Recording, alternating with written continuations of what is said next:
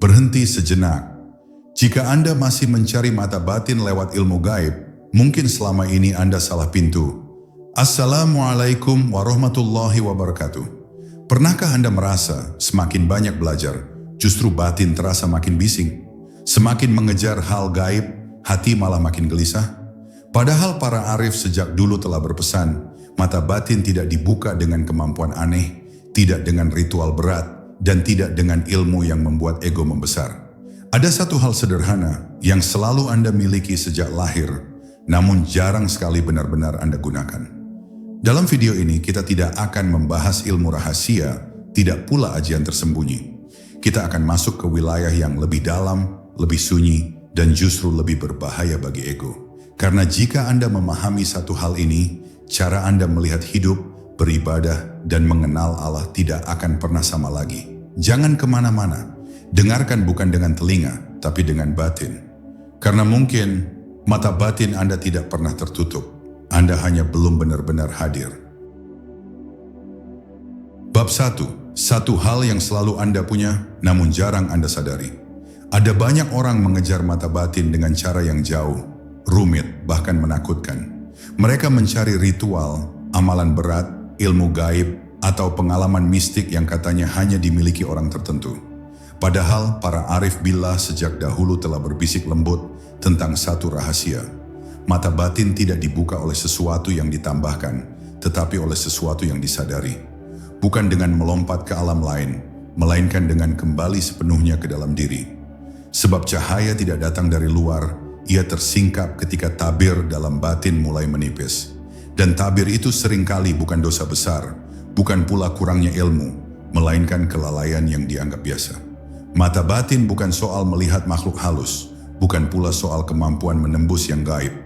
Itu hanyalah efek samping yang sering disalahpahami. Hakikat mata batin adalah kemampuan hati untuk menangkap isyarat Allah sebelum akal sempat menolaknya. Ia adalah kepekaan ruhani, kejernihan rasa, dan kesadaran yang hidup.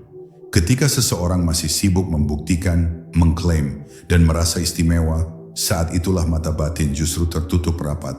Karena yang gaib tidak tunduk pada ego, dan cahaya tidak singgah pada hati yang sibuk memuja dirinya sendiri. Ada satu hal yang selalu Anda bawa sejak lahir, tidak bisa dicuri, tidak bisa diwariskan, dan tidak bisa dipelajari dari siapapun.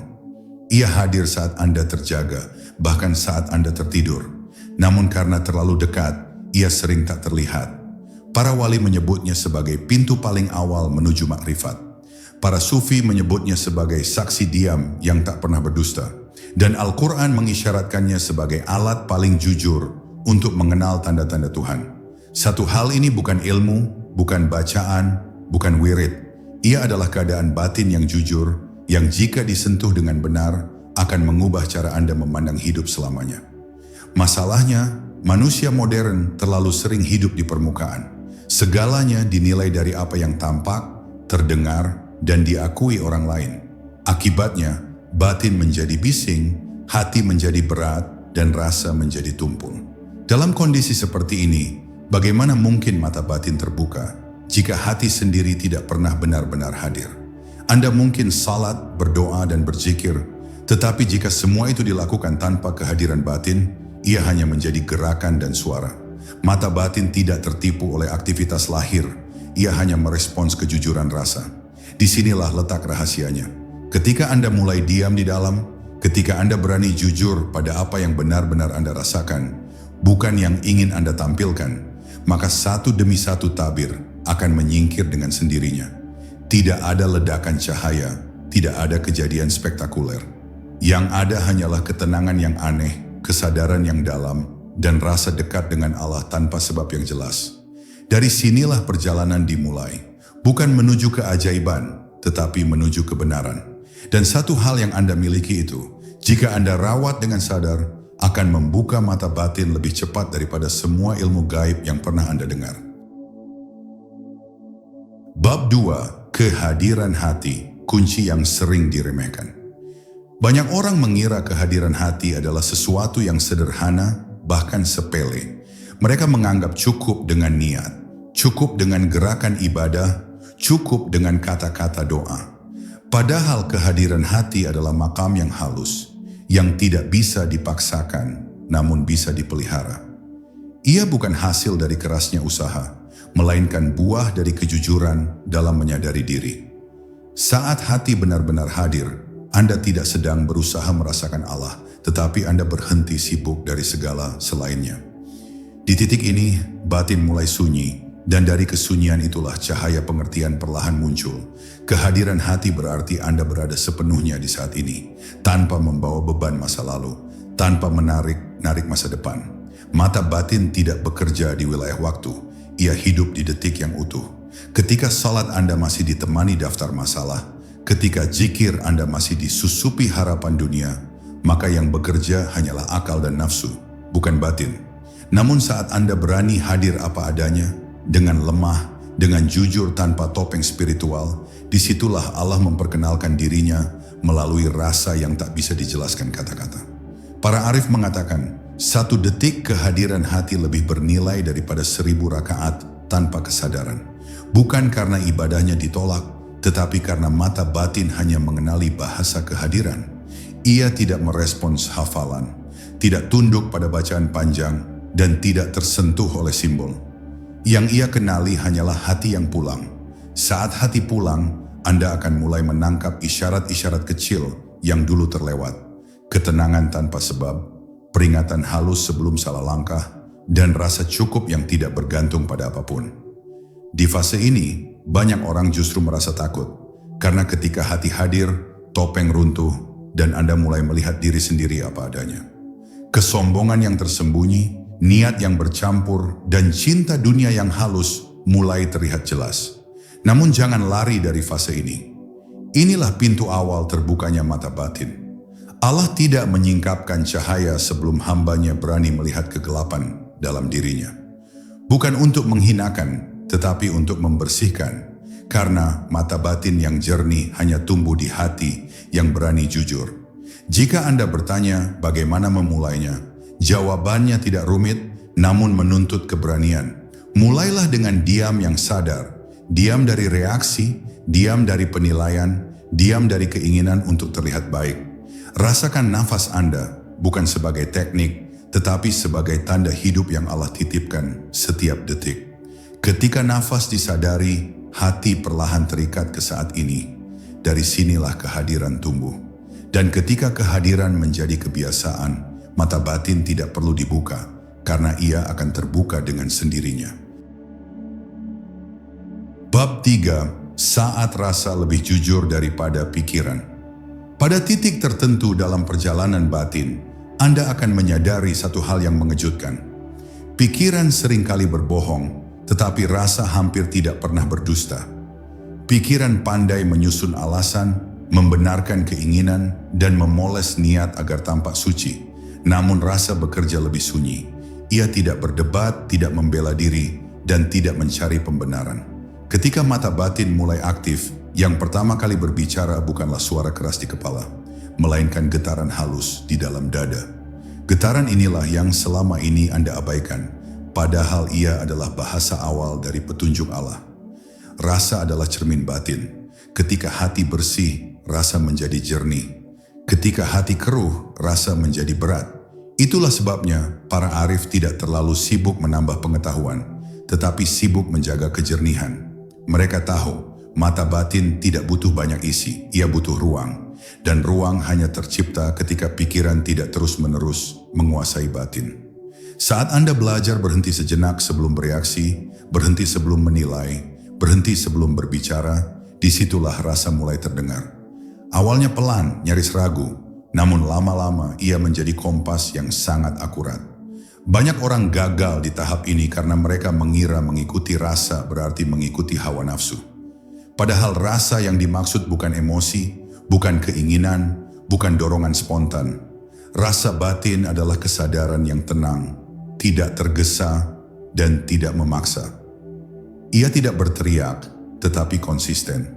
Jika suatu pilihan membuat dada lapang tanpa euforia, itu tanda yang patut diperhatikan. Jika suatu jalan membuat hati sempit meski terlihat menguntungkan, itu peringatan yang sering diabaikan. Mata batin bekerja melalui lapang dan sempitnya rasa, bukan melalui untung dan rugi versi dunia. Di fase ini, Allah mulai mendidik Anda secara langsung. Bukan lewat mimpi aneh, bukan lewat kejadian spektakuler, tetapi lewat rasa yang mengarahkan. Anda akan dijauhkan dari sesuatu tanpa sebab yang jelas dan didekatkan pada sesuatu yang tidak pernah Anda rencanakan. Jika Anda masih memaksa logika, Anda akan gelisah. Namun jika Anda belajar percaya pada rasa yang jernih, Anda akan merasakan ketenangan yang aneh, seolah ada yang menuntun tanpa terlihat. Inilah awal kerja mata batin yang sesungguhnya. Ketahuilah, rasa hanya bisa dipercaya jika Anda jujur pada diri sendiri. Sekali Anda memanipulasi niat, sekali Anda berdamai dengan kebohongan kecil, rasa akan ikut tertutup. Maka jagalah kejujuran batin meski tidak ada yang melihat. Karena mata batin tidak dibuka untuk orang yang ingin terlihat istimewa, tetapi untuk hamba yang ingin lurus. Dan ketika rasa telah menjadi sahabat, Anda tidak lagi sibuk mencari tanda-tanda dari luar. Sebab di dalam diri Anda, Allah telah menyalakan lampu yang cukup untuk menuntun langkah Anda sendiri. Bab 4, tabir paling halus. Merasa sudah tahu. Ada satu tabir yang paling sulit disadari karena ia tampak seperti cahaya, padahal ia adalah penghalang. Tabir itu bernama merasa sudah tahu. Ketika seseorang merasa telah mengerti, telah paham, telah sampai, saat itulah mata batin justru berhenti berkembang. Bukan karena Allah menjauh, tetapi karena hati menutup diri. Rasa cukup yang palsu ini sering menyamar sebagai ketenangan, padahal ia hanyalah kebiasaan yang tidak lagi dipertanyakan. Para arif justru menjaga hatinya tetap kosong, agar cahaya selalu punya ruang untuk singgah. Merasa sudah tahu membuat seseorang berhenti mendengar. Ia hadir dalam majelis, tetapi batinnya tidak menerima. Ia membaca ayat, tetapi tidak lagi bergetar. Ia beribadah, tetapi tidak lagi terkejut oleh keagungan Allah. Disinilah mata batin menjadi tumpul, bukan karena dosa besar, melainkan karena keakraban yang kehilangan rasa takzim. Ketika yang suci terasa biasa, ketika yang agung terasa rutin, disitulah tabir mulai menebal tanpa disadari. Orang yang batinnya hidup selalu merasa kecil di hadapan Allah, meski ilmunya luas. Ia tidak sibuk membuktikan pemahaman, tetapi sibuk menjaga adab. Karena ia tahu, adab adalah bahasa batin yang paling cepat membuka hijab. Sekali adab runtuh, sejauh apapun ilmu, mata batin tetap tertutup. Itulah sebabnya para wali lebih takut pada hilangnya rasa takut yang lembut daripada hilangnya kemampuan melihat yang gaib. Mereka menjaga kegentaran hati karena di sanalah cahaya bernaung. Jika Anda ingin mata batin tetap hidup, latihlah diri untuk selalu heran. Heran pada nafas yang masih diizinkan, heran pada hidayah yang masih dititipkan, heran pada dosa yang belum dibalas.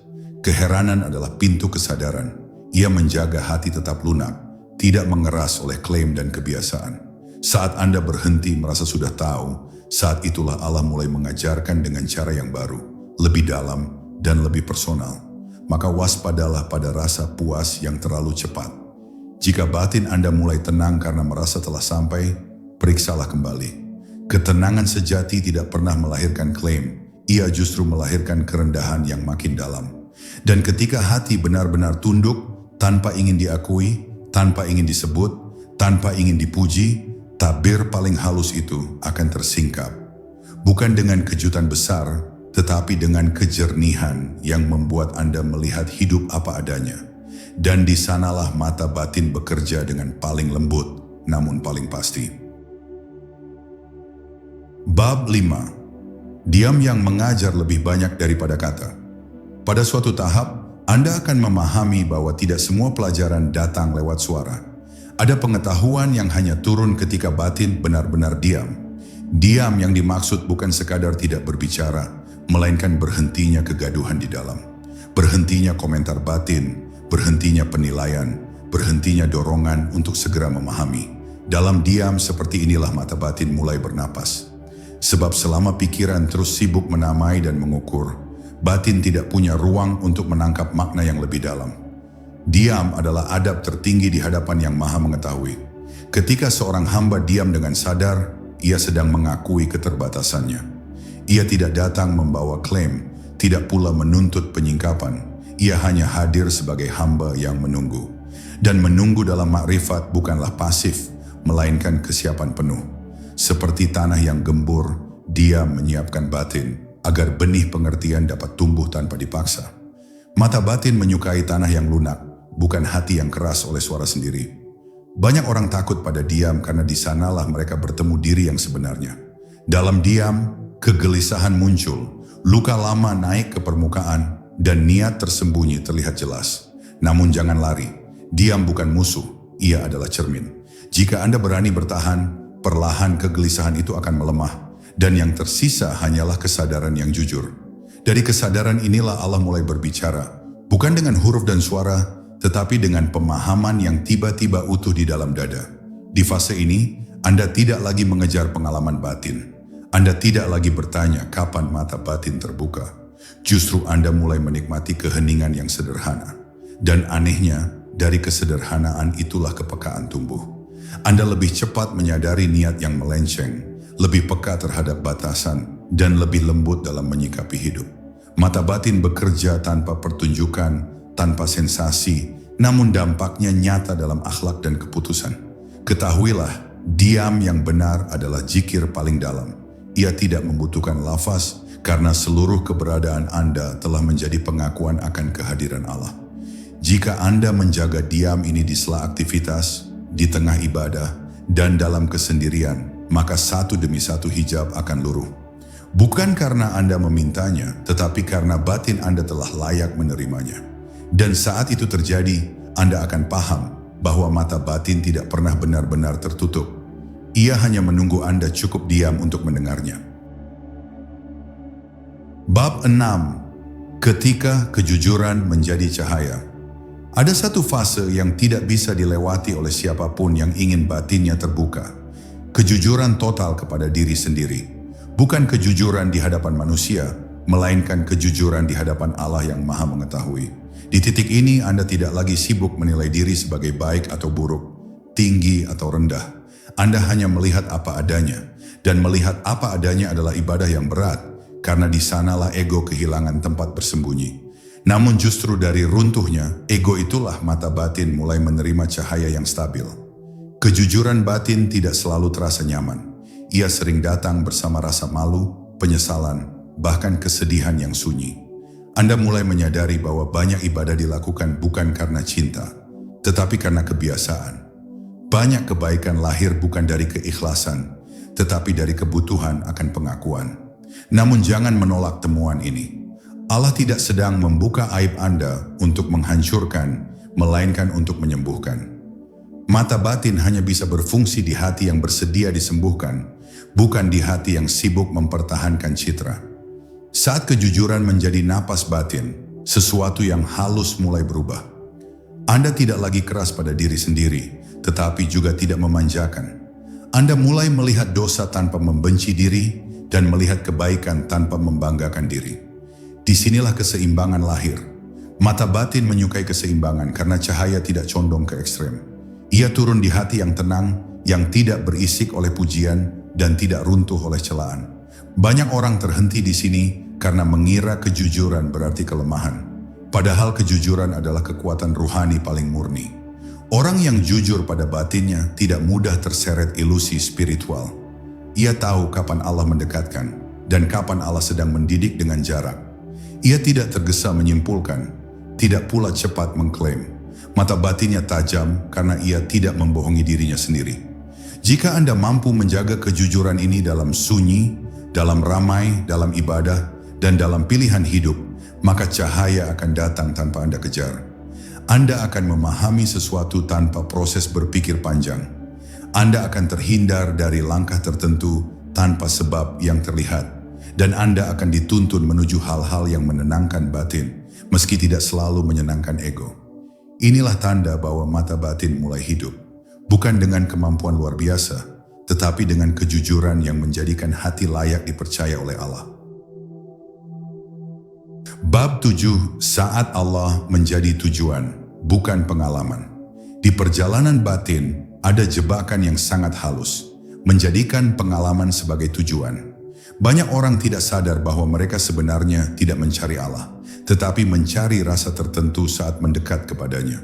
Mereka ingin tenang, ingin damai, ingin merasakan getaran, ingin melihat tanda. Padahal selama tujuan masih berupa pengalaman, mata batin akan terus berjarak. Karena Allah tidak pernah menjadi alat untuk memuaskan rasa ingin tahu manusia.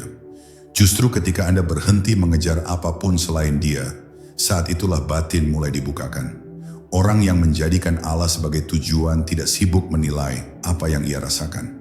Tenang atau gelisah, lapang atau sempit, semuanya diterima sebagai bagian dari pendidikan ruhani. Ia tidak protes ketika cahaya terasa jauh dan tidak bangga ketika batin terasa dekat. Sikap inilah yang membuat mata batin matang. Karena kedewasaan batin lahir ketika hamba tidak lagi bergantung pada sensasi, tetapi bergantung sepenuhnya pada kehendak Allah. Di fase ini, Anda akan merasakan perubahan orientasi yang sangat dalam. Ibadah tidak lagi dilakukan untuk mendapatkan apa-apa, bahkan ketenangan sekalipun. Anda salat karena salat, berzikir karena zikir, dan diam karena memang saatnya diam. Tanpa sadar batin Anda menjadi ringan. Dan dari keringanan itulah kepekaan tumbuh. Mata batin tidak suka hati yang menuntut, ia menyukai hati yang berserah. Para arif menyebut fase ini sebagai awal kebebasan rohani. Bukan bebas dari aturan, tetapi bebas dari pamrih. Ketika pamrih luruh, tabir-tabir halus mulai rontok. Anda akan memahami isyarat tanpa mencarinya, mengerti peringatan tanpa dijelaskan, dan merasa cukup tanpa alasan duniawi. Semua itu terjadi bukan karena Anda istimewa, tetapi karena batin Anda tidak lagi menghalangi cahaya dengan keinginan. Jika hari ini Anda merasa tidak mendapatkan apa-apa dari ibadah, jangan terburu-buru menyimpulkan bahwa Anda gagal. Bisa jadi Allah sedang menggeser niat Anda ke tempat yang lebih murni. Tetaplah berjalan tanpa tuntutan. Karena mata batin tidak dibuka untuk orang yang haus pengalaman, tetapi untuk hamba yang haus akan kebenaran. Dan ketika kebenaran menjadi satu-satunya tujuan, segala yang lain akan mengikuti dengan sendirinya. Maka lepaskan keinginan untuk melihat, merasakan, atau membuktikan. Biarkan Allah menjadi pusat, bukan hasil. Di titik inilah mata batin bekerja paling jernih, paling aman, dan paling membawa Anda dekat kepadanya. Tanpa kegaduhan, tanpa cerita besar, namun dengan kesadaran yang membuat setiap detik hidup terasa berada dalam pengawasan dan kasih sayangnya. Bab 8. Kelembutan hati adalah tanda kepekaan batin. Semakin hidup mata batin seseorang, semakin lembut hatinya. Bukan semakin keras, bukan semakin merasa paling benar, dan bukan semakin ingin didengar. Kelembutan adalah tanda bahwa batin telah disentuh cahaya, karena cahaya tidak pernah melahirkan kekasaran. Jika seseorang merasa dirinya makin tajam secara batin, tetapi akhlaknya makin kaku, itu pertanda ia sedang tertipu oleh bayangan dirinya sendiri. Mata batin yang sejati selalu menurunkan nada ego, bukan meninggikannya. Kelembutan hati membuat Anda peka terhadap batas. Anda tahu kapan harus berbicara dan kapan harus menahan. Anda tahu kapan harus mendekat dan kapan harus memberi jarak. Semua itu bukan hasil perhitungan, melainkan rasa yang matang. Mata batin bekerja melalui kebijaksanaan yang sunyi, bukan keberanian yang berisik. Ia tidak mendorong Anda untuk tampil, tetapi menuntun Anda untuk tepat. Dan ketepatan inilah yang sering disalahartikan sebagai kebetulan. Di fase ini, Anda akan lebih mudah tersentuh oleh hal-hal kecil. Nafas terasa sebagai karunia, waktu terasa sebagai amanah, dan manusia lain terasa sebagai titipan. Anda tidak lagi mudah menghakimi karena Anda sadar betapa rapuhnya diri sendiri. Kelembutan ini bukan kelemahan, melainkan kekuatan yang lahir dari kesadaran. Mata batin yang jernih melihat kompleksitas hidup tanpa kehilangan kasih.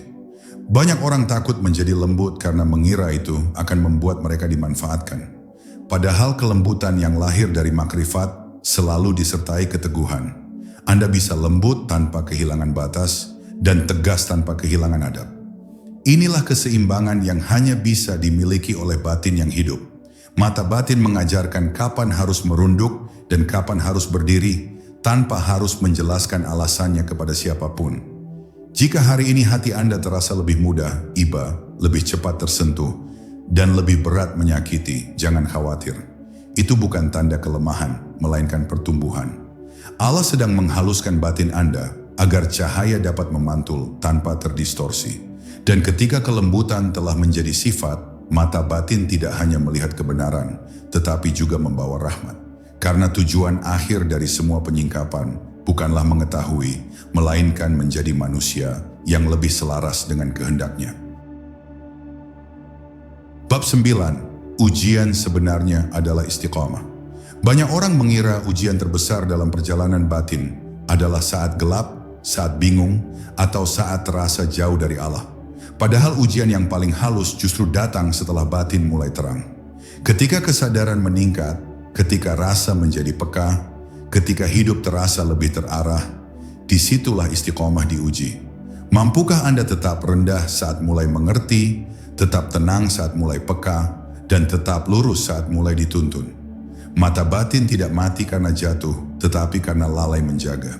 Istiqomah bukan berarti selalu merasa dekat. Ia berarti tetap adab dalam dekat maupun jauh, tetap jujur dalam terang maupun gelap. Banyak orang kehilangan kejernihan batin bukan karena dosa besar, tetapi karena meremehkan hal kecil. Sedikit kompromi pada kejujuran, sedikit kelonggaran pada niat, sedikit pembiaran pada rasa bangga. Semua itu menumpuk menjadi kabut yang menutupi mata batin secara perlahan tanpa disadari. Orang yang menjaga istiqomah tidak sibuk mempertahankan pengalaman batin. Ia paham bahwa keadaan datang dan pergi. Yang ia jaga adalah sikap. Ia tidak panik saat rasa hilang dan tidak euforia saat rasa datang. Karena ia tahu Allah sedang mendidik melalui perubahan. Mata batin yang matang tidak terikat pada kondisi, tetapi pada adab yang konsisten. Di fase ini kesederhanaan menjadi benteng. Anda kembali pada hal-hal dasar, niat yang lurus, ibadah yang tenang, akhlak yang dijaga. Tidak ada yang spektakuler, tidak ada cerita besar, namun justru disinilah kekuatan batin dibangun. Seperti pohon yang akarnya dalam, ia tidak butuh terlihat tinggi untuk tetap kokoh. Mata batin tumbuh ke dalam, bukan keluar. Jika Anda merasa perjalanan ini terasa biasa saja, itu pertanda baik. Karena batin yang stabil memang terasa sederhana. Teruslah berjalan tanpa tergesa. Jaga yang kecil agar tidak kehilangan yang besar. Sebab mata batin bukan hadiah sekali jadi, melainkan amanah yang harus dirawat. Dan siapapun yang mampu menjaga istiqomah dengan rendah hati, akan dituntun tanpa ia sadari, sampai hidupnya sendiri menjadi isyarat bagi kebenaran. Bab 10, satu hal itu bernama hadir sepenuhnya. Di akhir perjalanan ini, Anda akan menyadari bahwa satu hal yang sejak awal membuka mata batin bukanlah ilmu gaib, bukan amalan rahasia, dan bukan kemampuan khusus. Satu hal itu bernama hadir sepenuhnya. Hadir dengan tubuh, hadir dengan hati, hadir dengan kesadaran. Ketika Anda benar-benar hadir, hidup tidak lagi berlalu begitu saja. Setiap detik menjadi ruang perjumpaan, setiap nafas menjadi pengingat, dan setiap kejadian menjadi ayat yang berbicara dalam diam. Kehadiran penuh membuat Anda berhenti hidup di kepala dan mulai hidup di batin. Anda tidak lagi sibuk menafsirkan segalanya, tetapi membiarkan makna datang dengan sendirinya. Di titik ini, mata batin bekerja tanpa usaha. Ia melihat tanpa mencari, memahami tanpa menganalisis, dan mengetahui tanpa merasa perlu menjelaskan. Bukan karena Anda telah sampai, tetapi karena Anda tidak lagi menghalangi cahaya dengan ketidakhadiran. Hadir sepenuhnya berarti menerima hidup apa adanya, tanpa menolak dan tanpa melekat. Anda tidak mengusir gelisah, tetapi tidak pula memeliharanya. Anda tidak mengejar tenang, tetapi tidak menolaknya. Sikap inilah yang membuat batin jernih. Mata batin menyukai kejernihan yang sederhana, bukan kesadaran yang dibuat-buat. Semakin Anda hadir, semakin sedikit yang perlu dilakukan. Pada tahap ini, hidup Anda sendiri menjadi zikir. Tanpa lafaz panjang, tanpa simbol rumit. Cara Anda berjalan, berbicara, dan memilih telah mencerminkan kesadaran. Orang lain mungkin tidak melihat apa-apa yang istimewa, namun batin Anda tahu ada pengawasan yang lembut di setiap langkah. Inilah puncak dari mata batin, bukan melihat yang gaib, tetapi hidup dengan sadar di hadapan Allah. Maka jika hari ini Anda masih mencari cara membuka mata batin, berhentilah sejenak. Tarik nafas dengan sadar. Rasakan keberadaan Anda di saat ini. Di sanalah pintu itu berada, tidak jauh, tidak tersembunyi, dan tidak membutuhkan apapun selain kehadiran Anda sendiri. Dan ketika Anda mampu hadir sepenuhnya, Anda akan paham, mata batin tidak pernah benar-benar tertutup. Andalah yang kini akhirnya memilih untuk melihat.